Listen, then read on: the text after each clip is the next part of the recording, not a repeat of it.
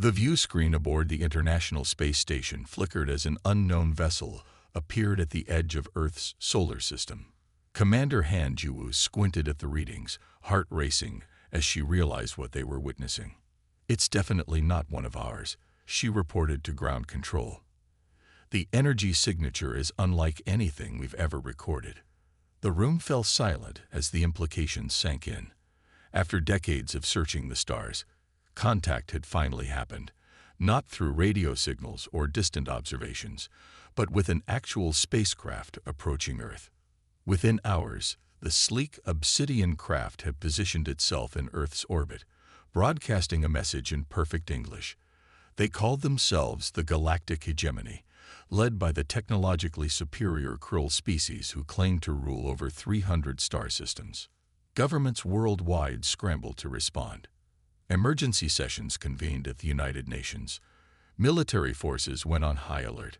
Social media exploded with theories, fear, and excitement. Captain Kim Do-yeon watched the alien craft through powerful telescopes at the Earth Defense Force headquarters. Its hull seemed to absorb light rather than reflect it. No visible engines or weapons could be seen, yet sensors detected enormous energy readings. "We need to prepare for all possibilities," he told his team, both peaceful and otherwise. 3 days later, the aliens requested a formal meeting with Earth's leaders. The United Nations building in New York was chosen as the neutral site. Security measures were extraordinary. Every person entering underwent multiple screenings, and counter-sniper teams positioned themselves on surrounding rooftops. Captain Kim stood rigid as the alien delegation stepped onto Earth's soil. Their tall, slender forms were encased in shimmering armor that seemed to bend light around it. They moved with fluid grace that suggested either enhanced reflexes or lower gravity adaptation. 5 delegates entered the building, flanked by 2 larger krill who carried no visible weapons but radiated dangerous competence. The UN Secretary-General welcomed them with carefully chosen words of peace and cooperation. Cameras broadcast the historic moment to billions worldwide. Supreme Commander Lash, the delegation leader, removed his helmet to reveal pale blue skin stretched over sharp facial features. His eyes, 4 of them, arranged in a diamond pattern, blinked independently as he surveyed the gathered humans. "We offer friendship and technological exchange," announced Lash, his voice melodic yet somehow mechanical. "Your species shows promise." The words were encouraging, but something in the alien's tone made Captain Kim uneasy. He watched from the security station as world leaders eagerly discussed potential agreements with the visitors. Lash spoke of medical advances that could extend human lifespans, energy technology that would end Earth's dependence on fossil fuels, and faster-than-light travel that would open the galaxy to human exploration. "All we ask in return is partnership," the alien commander said, "and access to some of your planet's abundant resources." Politicians smiled. Business leaders calculated potential profits. Scientists dreamed of technological leaps. But Captain Kim watched the aliens' body language with growing concern. He noted the dismissive glances between the aliens, the way they scanned Earth's defense systems with poorly disguised interest. Their questions focused on military capabilities, population centers, and resource deposits, information that seemed more relevant to invasion than friendship. Later that night, reviewing security footage, he caught one of the delegates referring to humans as simple organics ripe for processing, when they thought no translation devices were active. The next morning, Captain Kim requested an emergency meeting with General Park Min-a, head of the Unified Earth Defense Force. They met in a secure underground facility, surrounded by signal jammers to prevent any surveillance. "They're lying to us," Kim told General Park, presenting his evidence. "This isn't a cultural exchange, it's reconnaissance." General Park studied the footage, her expression grim. "If you're right, we're severely outmatched. Their ships outclass anything we have by centuries. We need time," Kim said. "Time to understand what we're dealing with and to prepare." General Park nodded. "Continue diplomatic relations, but accelerate our defense preparations. and pray we get something concrete before they make their real move. That something concrete arrived sooner than expected. 2 weeks later, a hegemony scout ship crashed in the remote Gobi Desert during what the aliens claimed was a routine atmospheric survey. The Krill demanded immediate access to recover their technology, citing safety concerns about their advanced power systems. General Park stalled them with bureaucratic delays while a specialized Earth recovery team reached the site first. Working around the clock, they transported the wreckage to a secure underground facility before reluctantly allowing hegemony representatives to collect the remaining debris. Earth's scientists worked day and night to unlock the crashed ship's secrets. The technology was far beyond current human capabilities, but not incomprehensible. Dr. Lee Ji-ho, a brilliant physicist with a background in weapons development, led the research team. After days without sleep, surviving on caffeine and determination, Dr. Lee made a breakthrough. She discovered that the aliens' supposedly advanced shielding technology had a critical vulnerability to specific electromagnetic frequencies, frequencies that Earth's military could potentially generate with existing equipment. It's like finding out a tank has a paper-thin spot in its armor, she explained to Captain Kim. Hit it right, and the whole defense system fails. The discovery was brought before an emergency summit of world leaders, conducted in absolute secrecy. Plans were made to boost Earth's defensive capabilities while maintaining the appearance of friendly relations with the hegemony. We may be primitive by their standards, Dr. Lee told the somber gathering, but we might just have found their weakness. Production facilities worldwide began quietly manufacturing specialized electromagnetic pulse weapons. Military satellites were reconfigured to detect hegemony ship movements. And deep beneath the Pacific Ocean, construction began on Earth's first spacecraft incorporating the stolen alien technology. Captain Kim was assigned to oversee this project, codenamed Defiance. As he studied the plans for humanity's secret weapon, he couldn't help but wonder if they were already too late. The hegemony had centuries of advancement over Earth. Their empire spanned hundreds of worlds, and every day more of their ships arrived in Earth's orbit under the guise of cultural exchange. The clock was ticking. Humanity had found a potential weakness, but exploiting it would require perfect timing and complete surprise. And as Captain Kim watched the alien ships through powerful telescopes, he feared the hegemony already suspected their crashed vessel had given away crucial secrets. Earth's first contact had become a silent race for survival. 6 months after first contact, the true nature of the galactic hegemony became impossible to hide.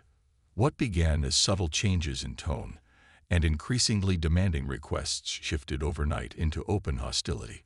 Supreme Commander Lash's pleasant demeanor vanished during what was supposed to be a routine diplomatic meeting.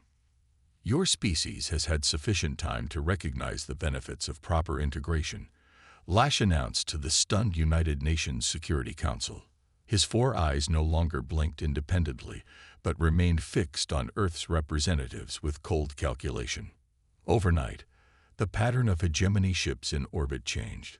No longer maintaining respectful distances, they positioned themselves directly over major cities: New York, Tokyo, London, Beijing, Moscow, and a dozen others. Their weapons systems, previously concealed, now openly displayed targeting mechanisms that all Earth's sensors could detect. The following morning, Lash addressed Earth through a global broadcast that overrode all communications channels. His message was blunt. Earth would be incorporated into the Empire as a resource world. Human population centers would be relocated to make way for mining operations. Those who served the hegemony willingly would receive better treatment. You have 24 hours to submit, Lash announced coldly. After that, we will begin population reduction measures until resistance ends. In the secure command center beneath Mount Fuji, Earth's unified military leadership watched the broadcast in grim silence. At least they've shown their true intentions, said General Park Mina. No more pretending. Is the Defiance ready? Asked the UN Secretary General, referring to Earth's secret weapon. Captain Kim Do-yeon, recently promoted to Admiral, nodded solemnly. As ready as it can be with the time we've had, but we only have one ship against their fleet. One ship with their weakness built into its weapons, reminded Dr. Legio. If it works as our simulations predict, we might just survive this. Earth's response to the ultimatum came 3 hours before the deadline. The unified government refused to surrender, instead demanding immediate withdrawal of all hegemony forces from Earth's solar system. Lash's response was immediate. The hegemony flagship fired a single energy beam at Sydney, Australia. The precision strike vaporized the famous harbor bridge and created a shockwave that devastated the surrounding area. Millions watched in horror as live feeds captured the destruction before going dark. "This is just a demonstration," Lash broadcast afterward. "Submit, or we will target population centers next." What the hegemony didn't know was that Sydney had been partially evacuated in the hours before the attack, following quiet warnings from Earth's leadership. The destruction was catastrophic, but far less deadly than it could have been. More importantly, the attack provided critical data about the hegemony's weapon systems in actual deployment. Data that Dr. Lee's team analyzed with desperate speed. "Their firing sequence creates a brief vulnerability," she reported, showing Admiral Kim the energy readings. For 3.7 seconds before their main weapon discharges, their shields weaken to channel power. If we hit them precisely during that window, with the frequencies we've identified, we get one chance, Admiral Kim said, studying the readouts. If we miss, we won't miss, Dr. Lee stated with quiet determination. 20 hours after Sydney's destruction, with 4 hours remaining in the ultimatum, Earth launched its counterattack. The Defiance rose from its hidden underwater hangar in the Mariana Trench. Unlike the sleek, obsidian vessels of the hegemony, Earth's prototype warship was bulky and asymmetrical, cobbled together from human technology and reverse-engineered alien systems. Its hull was painted a flat black that absorbed radar, and its unusual propulsion system left no heat signature for the hegemony to detect. Admiral Kim stood on the bridge, surrounded by Earth's finest officers and engineers. Each had been chosen not just for skill, but for adaptability. The ability to think beyond training when faced with the unknown. "All stations report ready, Admiral," said his second-in-command, Commander Yoon. "Begin approach vector," ordered Admiral Kim. "Maintain stealth protocol until we reach optimal firing position." The Defiance moved through Earth's atmosphere and into space, using the planet's magnetic field to mask its signature. The hegemony ships, focused on their intimidation tactics, remained unaware of the approaching vessel. As they neared the alien flagship, Dr. Lee monitored energy readings from her station. "They're beginning power allocation for another demonstration strike. Target appears to be Tokyo. We have approximately 9 minutes." Admiral Kim nodded. "Position us within optimal range and prepare the pulse cannons. We'll have one shot before they detect us." The bridge fell silent as the Defiance maneuvered into position. Through the viewports, crew members could see the massive hegemony flagship, its weapons already glowing with gathered energy. "Target their command ship," ordered Admiral Kim as the moment approached. "Deploy the pulse cannons." The Defiance shuddered as its main weapons discharged, not explosive rounds or energy beams, but precisely calibrated electromagnetic pulses at the exact frequencies Dr. Lee had discovered months earlier. On the hegemony flagship's bridge, Supreme Commander Lash received the first warning too late. "Unknown energy signature detected," began his tactical officer before the ship's systems began failing. The alien shields flickered and failed as the Defiance's weapons struck. The flagship's weapons system discharged randomly, missing Earth completely and striking one of their own support vessels instead. Cascading failures spread through their fleet as the carefully calibrated pulse found weaknesses in their standardized technology. Admiral Kim ordered immediate targeting of secondary vessels. "Fire at will." The pulse cannons fired again and again, each shot precisely calibrated. 2 hegemony vessels lost all control systems and crashed into the Atlantic. 3 more drifted helplessly. their engines offline. The remaining ships, including the damaged flagship, broke orbit and retreated hastily, jumping to faster-than-light speed once they reached sufficient distance from Earth's gravity well. The bridge of the Defiance erupted in cheers, but Admiral Kim maintained his composure. "Damage report," he ordered, knowing the victory was temporary at best. "Minimal damage, sir," reported Commander Yoon. "Our shields held, but the pulse cannons are overheated and will require 6 hours to cool down before they can fire again." In the command center beneath Mount Fuji, General Park examined the battle data streaming in from the Defiance. The holographic display showed the retreating hegemony vessels and the debris of those they'd managed to disable. "They underestimated us," she said, a rare smile crossing her face before returning to her usual stern expression. "But they won't make that mistake again." Admiral Kim returned to Earth immediately. "We need to prepare for their response." As the Defiance descended toward its underwater base, Admiral Kim gazed at the planet below. They had won the first battle against impossible odds, but the hegemony controlled hundreds of worlds and thousands of ships. This was just the beginning of a war humanity couldn't possibly win through conventional means. Yet for the first time since the aliens arrived, Earth had hope. They had found a weakness. They had bloodied the nose of a galactic empire. And perhaps most importantly, they had time to prepare for what came next. "Set course for Rendezvous Point Sierra," Admiral Kim ordered. "We need to get Dr. Lee and her team working on upgrades immediately. And contact all shipyards. I want construction on our sister ships accelerated." The war for Earth's survival had begun. Earth entered a period of unprecedented unity and innovation following the successful defense against the hegemony's first attack. Old national rivalries faded as humanity focused on a single goal: survival against an overwhelmingly powerful enemy. Resources previously dedicated to internal conflicts were redirected to defense and technology development. The underground facility beneath Mount Fuji expanded into Earth's primary military command center.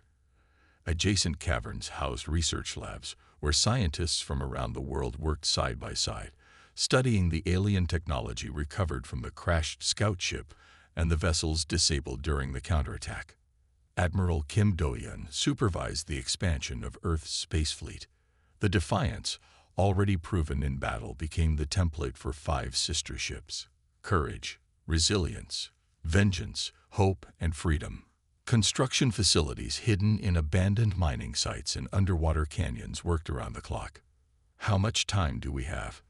General Park asked during the weekly strategy meeting, studying the long-range sensor data. Based on their retreat vector and standard faster-than-light speeds, 3 months at minimum before they return in force, replied Admiral Kim. "Perhaps 6 months if they need to gather ships from distant sectors." "We must be ready before then," General Park said firmly.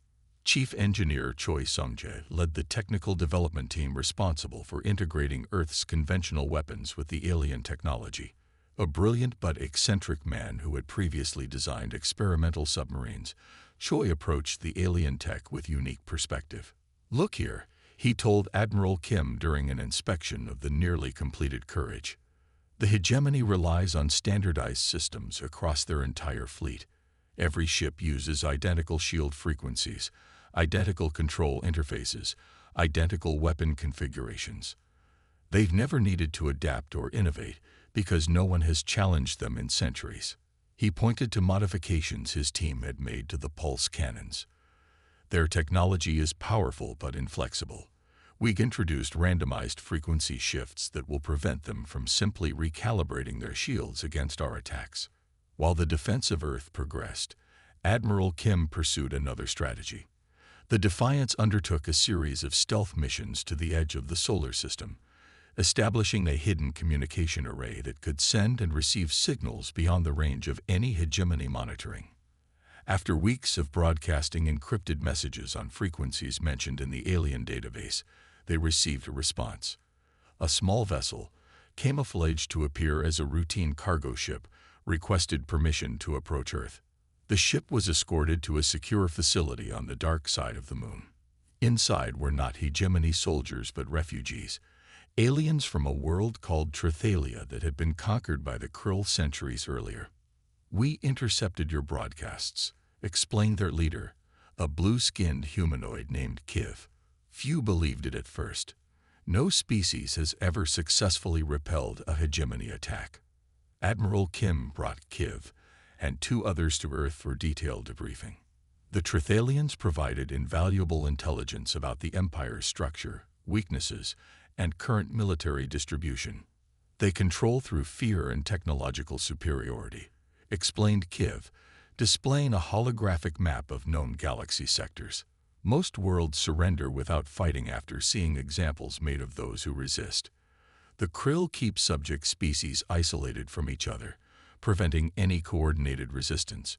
No one has ever successfully challenged them. Until now." The Trithalian ship had been smuggling refugees from a mining colony when they detected Earth's broadcasts. As former engineers forced to maintain hegemony mining equipment, they possessed technical knowledge that proved invaluable to Earth's scientists. "Their communication network is their greatest vulnerability," Kiv explained. "All commands flow from central hubs to individual sectors. If those hubs were disrupted..." This information led to a daring new strategy. Dr. Lee and Chief Engineer Choi developed communication systems that could penetrate the hegemony's jamming frequencies. Over the following weeks, the Defiance conducted stealth missions to the nearest star systems, establishing contact with resistance movements on other conquered worlds. Most were small, disconnected groups who had long ago given up hope of freedom. The news that Earth had successfully repelled a hegemony attack spread rapidly among these underground networks, inspiring renewed resistance. Admiral Kim coordinated these scattered forces, providing technical specifications that would allow them to exploit the same weaknesses Earth had discovered. The resistance grew as subjugated species across 3 sectors began sharing information and resources for the first time. 4 months after the first attack, Earth's defenses had transformed. The 6 warships now patrolled the solar system, each incorporating unique modifications developed by Chief Engineer Choi and his team. Orbital defense platforms, disguised as civilian satellites, formed a protective network around the planet.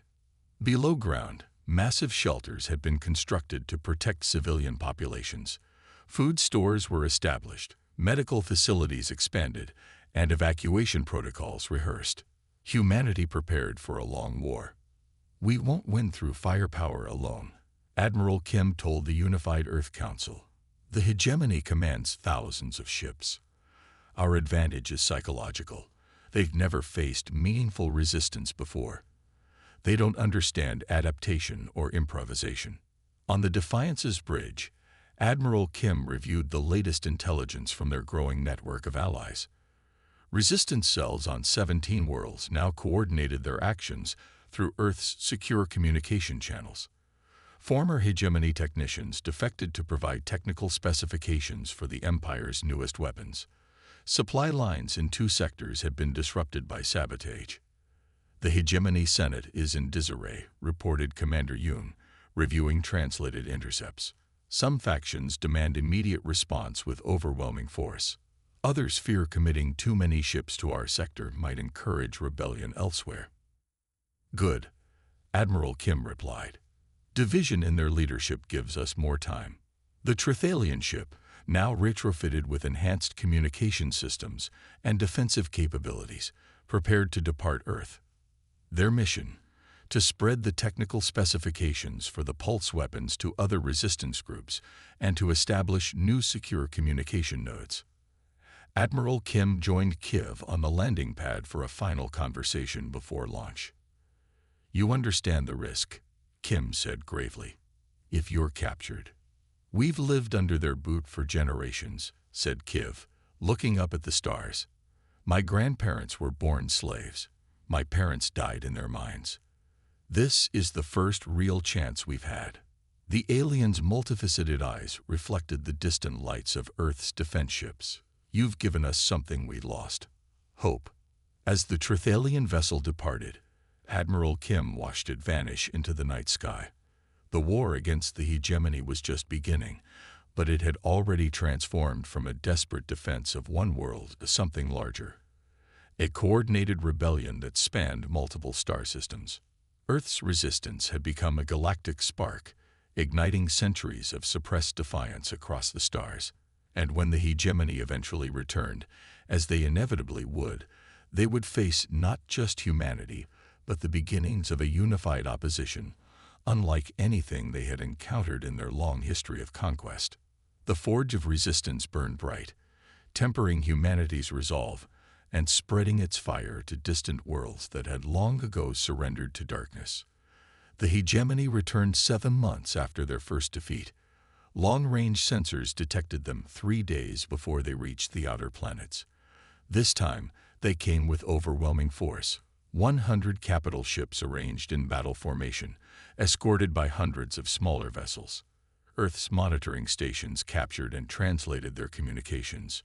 Grand Commander Traz, Supreme Commander Lash's superior, and the third highest authority in the entire empire, personally led the fleet.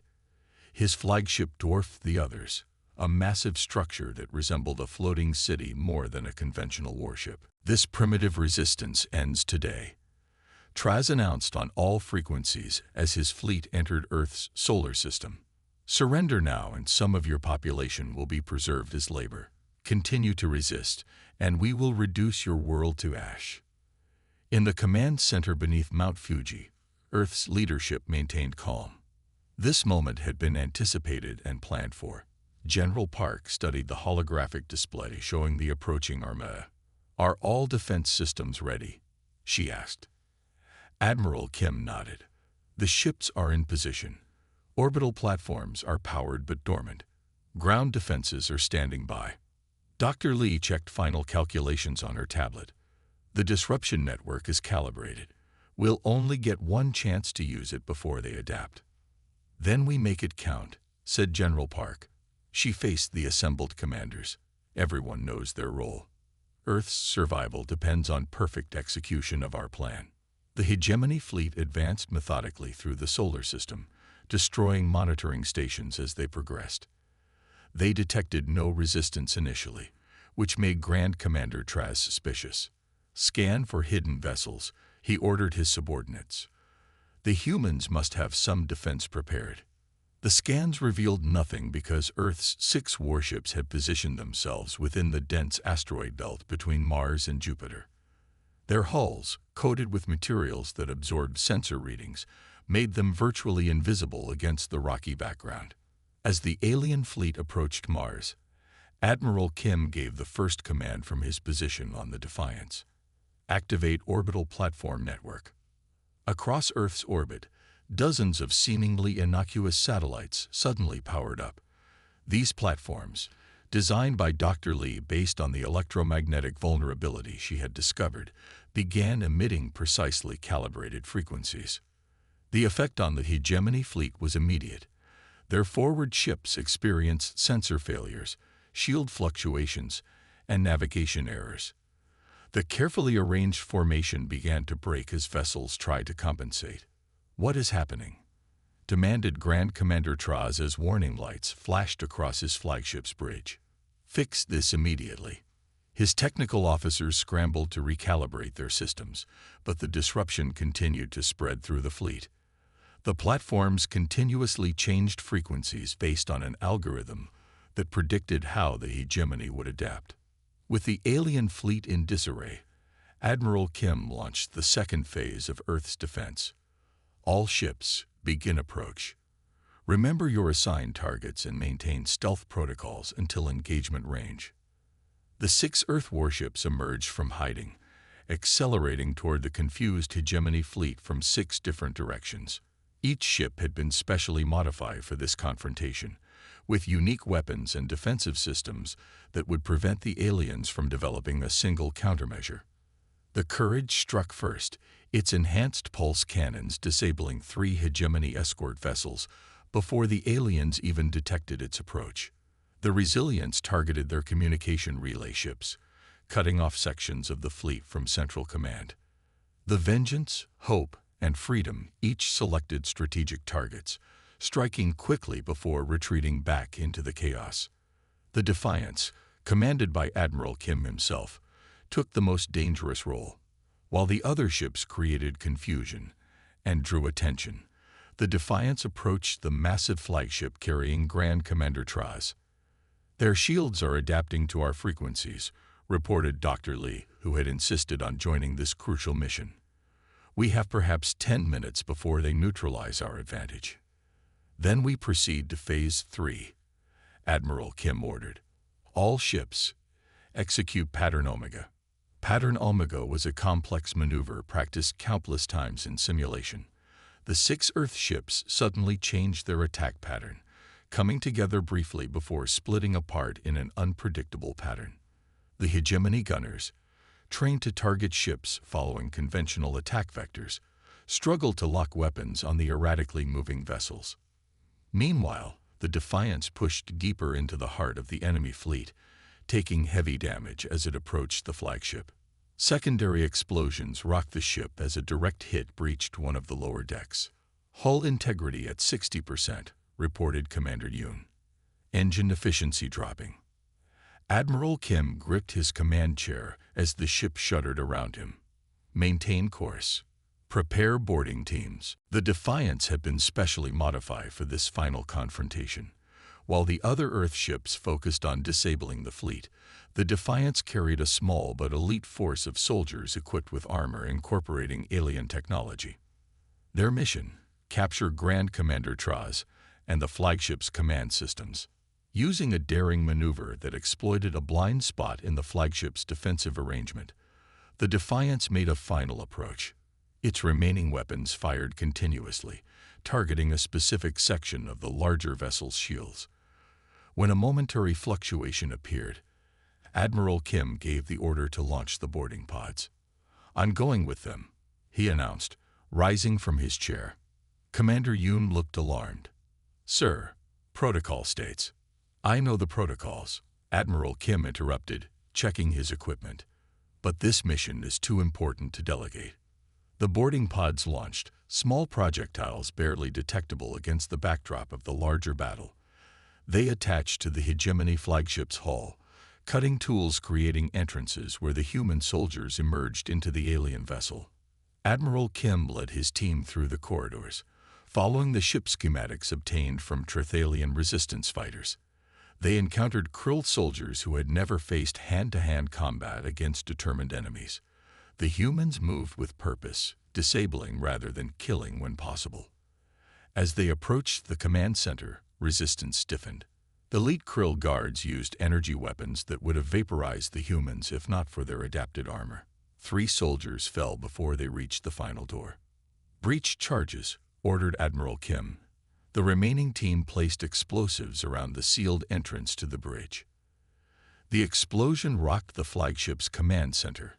Through the smoke, Admiral Kim and his soldiers entered, weapons ready. Grand Commander Traz, surrounded by his officers, turned in shock at the intrusion. The Krill commander was taller than his subordinates, his blue skin adorned with markings of rank. He had never imagined his command center could be breached by primitive humans. For the first time in his 3-century career, he faced defeat directly. "Impossible," he whispered as humans in makeshift armor stormed his bridge. "Surrender your command," Admiral Kim demanded, his weapon pointed at the alien leader. Around them, the remaining Krill officers hesitated, looking to their commander for guidance. Outside, the battle continued, but the hegemony fleet was increasingly disorganized as conflicting orders and disabled ships created chaos. Grand Commander Traz stared at the human before him, incomprehension in his 4 eyes. How did inferior beings like you defeat the might of the hegemony?" "We adapted," Admiral Kim answered simply. "Something your empire forgot how to do centuries ago." With shaking hands, Traz surrendered the command codes that controlled the hegemony fleet. Admiral Kim's technical team immediately transmitted specific shutdown commands to the attacking vessels. Across the solar system, hegemony ships received contradictory orders directly from their Grand Commander's authorization codes. Weapon systems powered down. Engines entered standby mode. The invasion force became suddenly vulnerable. With their command structure in disarray and their Grand Commander captured, the remaining hegemony officers made the decision to retreat. Ship by ship, they abandoned their positions, jumping to faster-than-light travel as soon as they cleared Earth's gravity well. The battle for Earth was over. The supposedly primitive world had humbled the greatest military force in known space, not through superior firepower, but through innovation, adaptation, and the courage to attempt what the hegemony had considered impossible. The captured hegemony flagship became Earth's most valuable prize. Its vast computer systems contained the coordinates of all major Imperial installations, fleet movements, and communication protocols. For 3 weeks, Earth's best code specialists worked day and night to unlock its secrets. What they discovered changed everything. The hegemony ruled over 400 worlds, but most were held through fear rather than loyalty. Many subject species had been conquered centuries ago and forced into servitude. The empire was vast but fragile, maintained through technological superiority and strict information control. Admiral Kim presented these findings to Earth's Unified Council. "We have a choice," he explained. "We can fortify our solar system and prepare for the next attack, or we can take the fight to them." The decision was not easy. Earth had suffered damage during the battle. Thousands had died. Some leaders argued for isolation and defense, but reports from their alien allies painted a clear picture. The hegemony was vulnerable now in ways it had never been before. "If we wait, they will eventually return with even greater force," Admiral Kim argued. "This is our moment to end their tyranny forever." 3 months after the battle for Earth, a coalition fleet assembled in orbit. 6 Earth warships formed the core, now joined by vessels from a dozen formerly subjugated worlds whose resistance movements had grown into full rebellions following news of Earth's victory. The Defiance, repaired and enhanced with technologies contributed by grateful former subjects of the hegemony, led the fleet. Its hull still bore scars from the previous battle, worn proudly as badges of honor. Admiral Kim stood on the bridge, surveying the assembled ships on the main view screen. Some were sleek and advanced, others cobbled together from converted cargo vessels. But all flew the same new symbol, a blue and green circle representing Earth, surrounded by stars symbolizing the coalition worlds. "All ships report ready, Admiral," said Commander Yoon. Admiral Kim nodded and opened a channel to the entire fleet. "We embark today on a mission unlike any humanity has undertaken before. We travel not to conquer, not for wealth or territory, but for freedom. We don't seek vengeance," Admiral Kim announced to his coalition fleet. "We fight for liberty, not just for Earth, but for all worlds." The journey to the heart of the Empire took 3 weeks, even with faster-than-light travel. The coalition fleet moved carefully, avoiding main trade routes and military checkpoints. Along the way, they liberated 7 worlds that had already risen in open rebellion. Each victory brought more ships to their cause. The Krill homeworld, called Prime by its inhabitants, was protected by layers of defenses built over millennia. Under normal circumstances, approaching it would have been suicide. But the coalition had 2 advantages: the command codes from Grand Commander Traz and the element of surprise. No enemy had reached the Krill homeworld in over 2,000 years. Its defenders had grown complacent, never imagining that the distant rebellion on a primitive world called Earth would reach their doorstep. Using the stolen codes, the coalition fleet bypassed the automated defense systems. By the time the orbital stations realized the approaching ships weren't friendly, the attack had already begun. The Defiance led the assault, its enhanced weapons targeting key military installations rather than civilian areas. "Minimize casualties," Admiral Kim ordered. "We're here to end tyranny, not become tyrants ourselves." The space battle lasted only 4 hours. With their primary defense network compromised and their fleet scattered across the Empire dealing with widespread rebellions, the Krill found themselves overwhelmed. For the first time in their history, enemy ships landed on their homeworld. Admiral Kim led the ground force himself.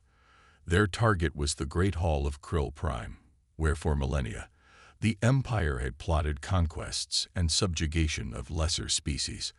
The hall stood atop the highest mountain on the planet, a massive structure of black stone and gleaming metal.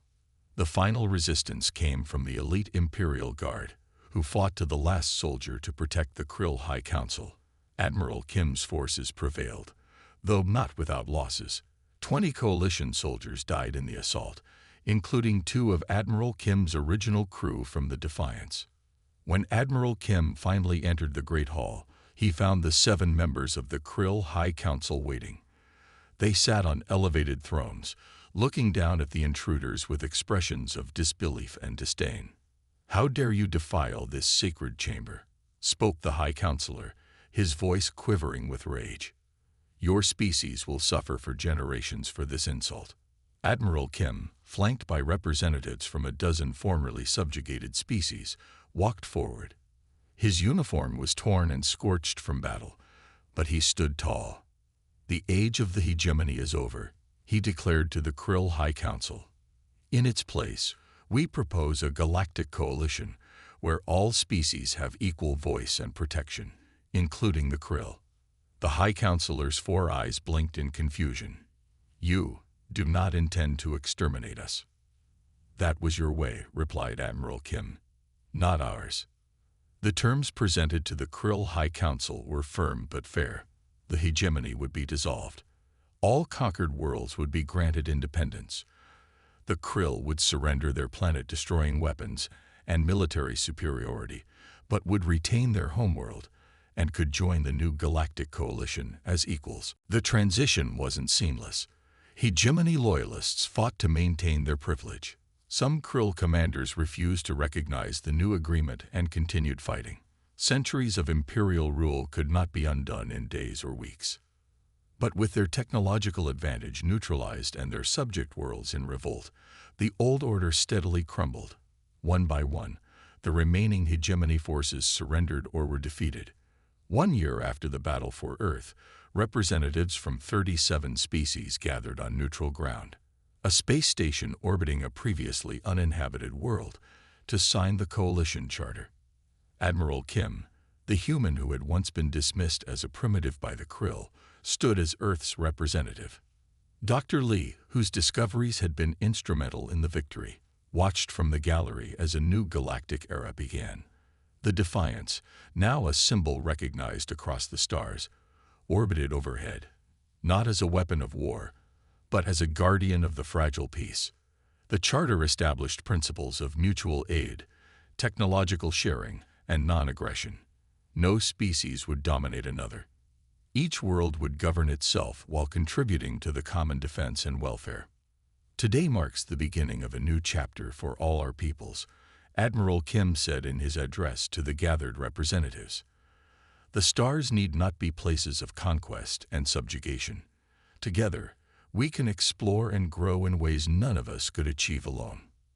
After the ceremony, Admiral Kim found a quiet moment with General Park, who had traveled from Earth for the historic occasion.